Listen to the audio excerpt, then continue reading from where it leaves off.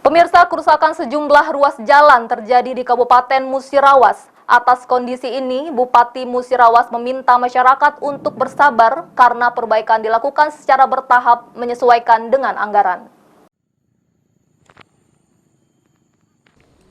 Terkait keluhan masyarakat soal jalan rusak, Bupati Musirawas Ratna Mahmud menegaskan kepada masyarakat untuk bersabar. Menurut Bupati, infrastruktur jalan tetap menjadi prioritas pemerintah Musirawas saat ini. Tahun ini, Pemkad Mura akan membangun atau memperbaiki infrastruktur jalan sebesar 40%.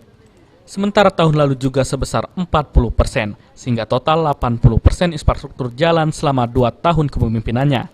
Bupati Musirawas turut mengucapkan terima kasih kepada masyarakat yang telah memberikan informasi terkait adanya jalan yang rusak.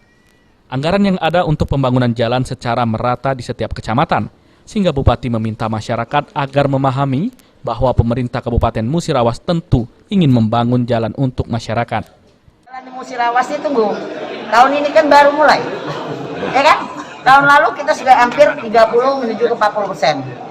Kalau tahun ini 40%, baru 2 tahun saya menjabat, sudah 80%, dapat 70% ya.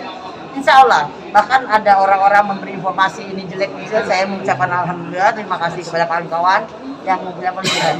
Yang digambar-gambarnya kadang-kadang itu akan dibangun semua, ya, tidak ada kita pilih-pilih.